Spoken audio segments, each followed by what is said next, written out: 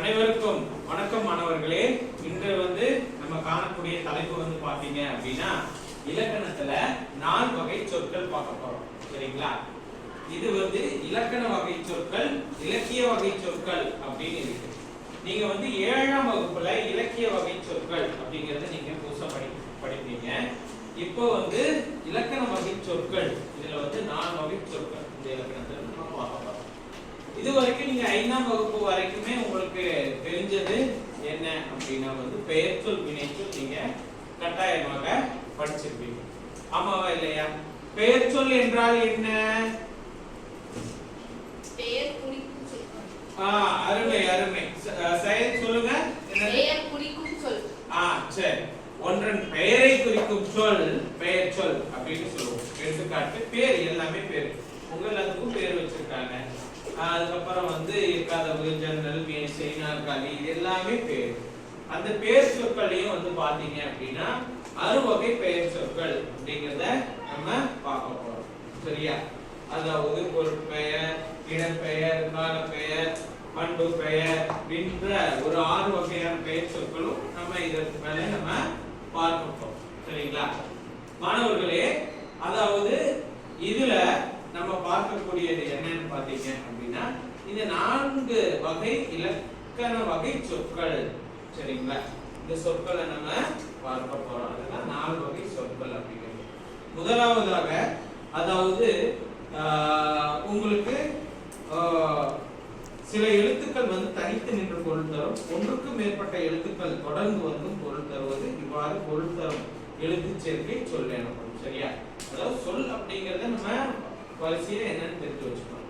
அதாவது தமிழ்ல ஓரெழுத்து ஒரு மொழி சொற்கள் இருக்கு. அதாவது ஒரே ஒரு எழுத்து தான். கை, பை, தை. தை என்பது என்னது? ஒரு மாதத்தை குறிக்கிறது. இப்படி ஓரெழுத்து ஒரு மொழி சொல் இருக்கு. அப்படி இல்லாம எழுத்துக்கள் ஒன்றுக்கு மேற்பட்டு ஒரு பொருளை தருவதுதான் நம்ம சொல் என்று சொல்லுவோம். இப்ப பாத்தீங்க அப்படின்னா இந்த அடிப்படையில, இலக்கண அடிப்படையில 4 வகையான சொற்களை நமக்கு கொடுத்திருக்கிறாங்க. அதாவது முதலாவதாக பெயர் சொல் நம்ம பார்க்க போறோம். ஒன்றன் பெயரை குறிக்கும் சொல் பெயர் சொல். சரிங்களா? பெயர் சொற்கள் உங்களுக்கு தெரிந்த பெயர் சொற்கள் சொல்லுங்க. பாரதி. சரி, பாரதி பெயர். அப்புறம் காந்தி பெயர்.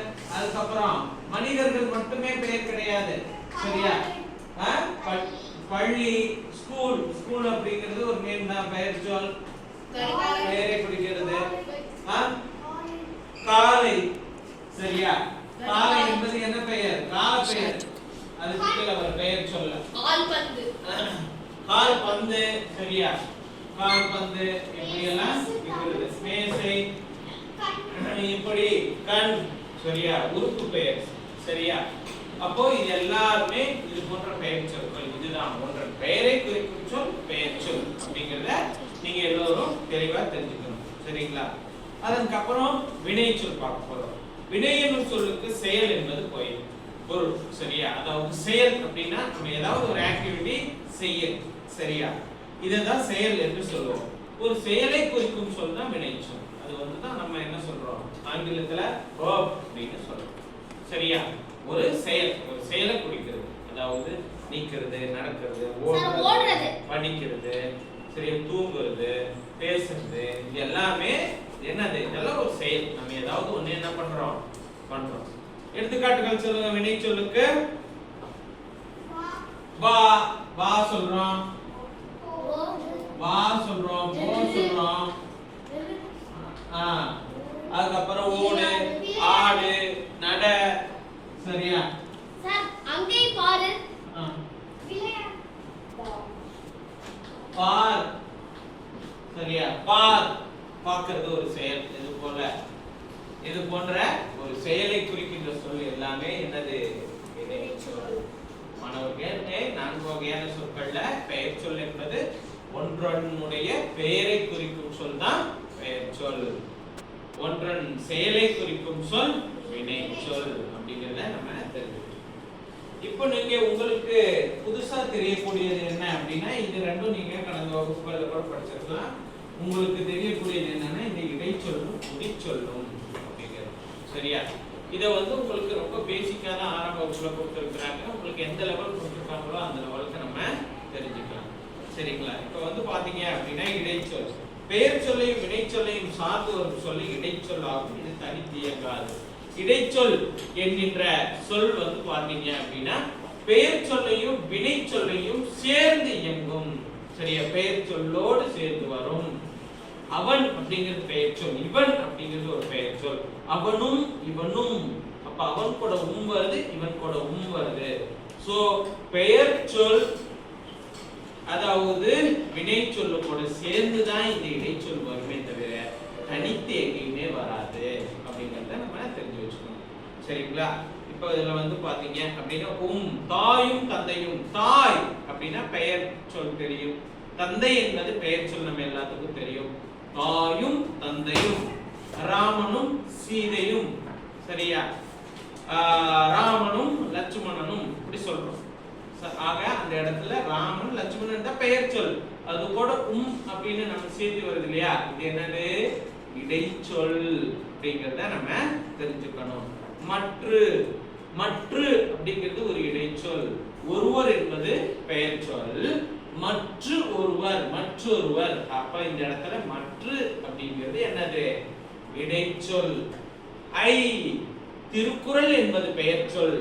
திருக்குறளை இயற்றியவர் திருவள்ளுவர். திருக்குறள் அப்படிங்கிற பெயர் சொல் கூட சேர்ந்து வருது இல்லையா? இதுதான் இடைச்சொல். ஆகவே இடைச்சொல் என்பது தனித்து இயங்காது. பெயர் சொல்லோடவோ வினைச்சொல்லோடவோ சார்ந்து வரும். இதுதான் என்னன்னு சொல்லுவோம்? இடைச்சொல் என்று சொல்லுவோம்.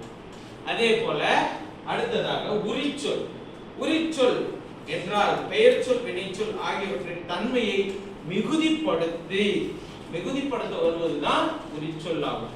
இப்ப பெயர் சொல்லாகட்டும் வினைச்சொல்லாகட்டும் மிகுதிப்படுத்தி சொல்றது. இப்ப நீங்க எல்லாம் தெரிஞ்சுக்கங்க. நகரம் அப்படின்னா நம்ம எல்லாத்துக்கும் தெரியும் டவுன் அப்படின்னு. சரியா? அது ஒரு பெயர் சொல். மாநகரம். அப்ப மா என்பது நிறைய பொருள்ல வரும். மா என்றால் மாங்கனி, மாம்பழம். மா என்றால் பெரிய என்ற அர்த்தம். இப்படி மா என்கின்ற ஒரு சொல்லுக்கு நிறைய பொருள் இருக்கு.